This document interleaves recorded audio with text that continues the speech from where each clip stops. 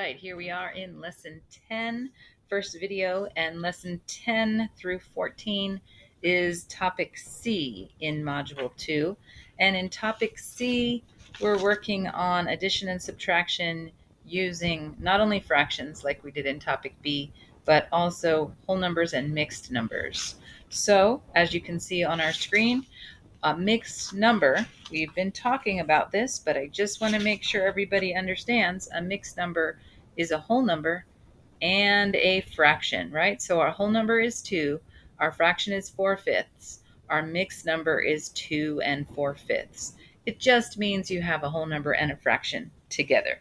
They're mixed, all right? Okay, so let's go ahead and get started with a problem. Not that problem, the next problem. All right. If we are going to add 2 and 4/5 plus 3, 2 and 4/5 plus 3, let's think about, let's just get a blank screen up here, and let's think about 2 and 4/5 plus 3. Okay, well, that's not what we wanted. We want a blank document. There we go. 2 and 4/5 plus 3.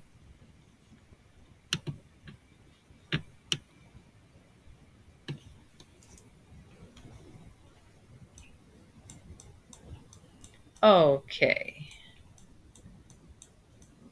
So only one of them is a mixed number. The other one is a whole number. Let's start with an estimate so that when we get our answer, we know that we'll be, on the right track, right? So 2 and 4/5, that's almost 3, right? Because 4 out of 5 is almost 3 plus 3. So I'm going to think that our answer is going to be more than 5, but less than 6. And you can see right there that, let's just go ahead and look at number lines, but between 5 and 6 is a good estimate, right?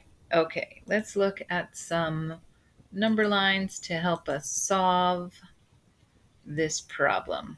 Oh, come on, number lines. There we go. All right.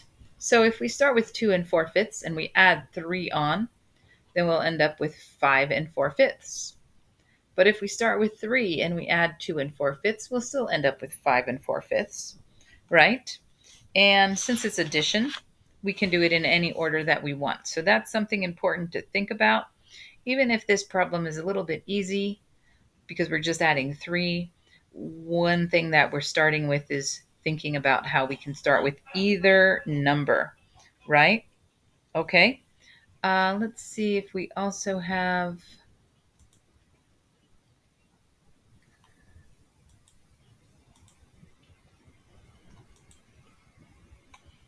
Okay, so another way, yeah, there we go. Number line, got it. Okay. We could also think about like a number bond, right? 2 and 4/5 is the same as 2 and 4/5. Do you see that? So if we make it into a number bond, then we could add our whole numbers and get 5 and then add the fraction on. Okay? Another way to think about it is 3 plus 2 is 5 plus 4/5. So this is called the arrow way, where we're kind of jumping from 3 to 5 and we're using the arrow instead of drawing out the whole number line. See how it's similar, right? And even though this arrow, they started with 3, you could have started with 2 and then added the 4/5, right? Okay, so we got number bond, we got arrow, and we have number line. Okay, so we have 3 different ways that we could do it when we're adding whole numbers and fractions to add mixed numbers. Okay, excellent. So moving on, let's go to number 1 in your book. That's on page 89, lesson 10, and you can see there that we're getting a little more complicated. So we have 12 and 12/30 plus 3 and 1/5.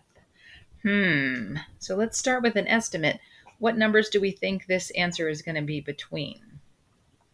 So a little bit more than 12, right? 12/30. 15/30 would be half. so a little less than half, and 3 1/5. So 12 plus 3 is going to be about 15.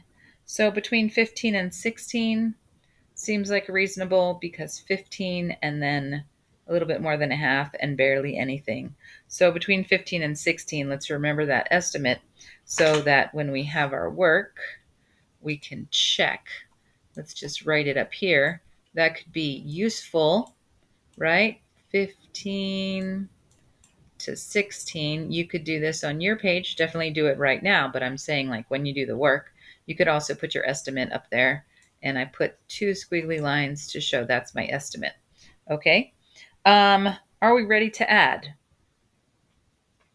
Not quite yet, because we have 30ths and we have fifths. All right. Are our units related? They're definitely not alike. Are they related? Mm-hmm. They are actually related, because, as you can see, 5 and 30, they're in effect family together, right? 5 times 6 equals 30.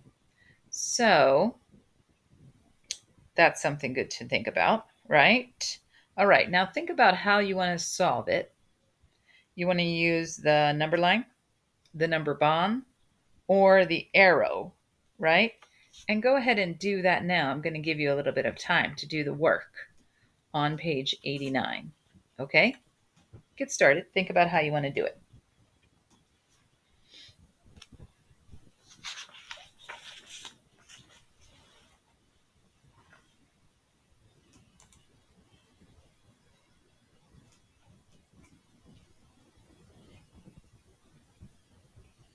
All right. Here are some possibilities. Not there. Let me see. Maybe it's in our next slide. Yeah. No? Oh, sorry.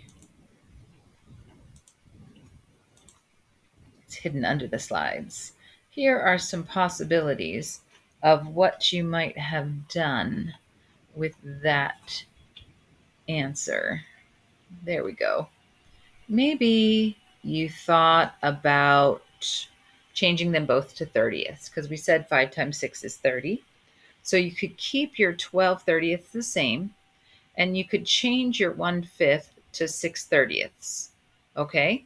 Now, if you don't have anything written down, if you just couldn't think of something, make sure you're copying down one or both of these as we go. And you can always pause me and get them written down, right? So then you're going to add 12 plus 3 and get 15.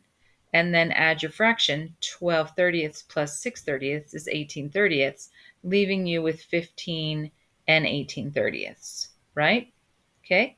There is another way, because 5 times 6 is 30. You could take 30 and divide it by 6. 12 can also be divided by 6. That's the only way you can do it. If they can both be divided by 6, then that leaves you with 2/5, because 12 divided by 6 is 2. 30 divided by 6 is 5. So that cuts that one down. Now you have both fifths again. So 12 plus 3 is 15. 2/5 plus 1/5 is 3/5. So now you have 15 and 3/5. Are they different answers? I mean, they're different numbers, that's true, but they are the same amount, because 18/30ths is equivalent to 3/5, right? 18 and 30 can both be divided by 6. 18 divided by 6 is 3, and 30 divided by 6 is 5. So I'm just doing that to show you that these two are equivalent. The answers are the same, 2 different methods of doing it. You did not have to do this step. I'm just doing it to show you that they are the same. Okay, so I like this one because they're dividing, making it smaller, easier to add together, but there's no problem with making it bigger as long as you have equivalent fractions that you're adding together. Remember, you have to have like fractions. Now, we said that our estimate was between 15 and 16. This is definitely between 15 and 16. So very good. We noticed that we added the whole numbers and then added the fractions and then put them all together. Yes. This is adding like fractions. Mm-hmm. Okay. And our answer is a mixed number. So that's a little bit different than what we've been doing before. All right. Excellent job. Thanks for your kind attention, and I'll see you in the next video. Working hard. Aloha.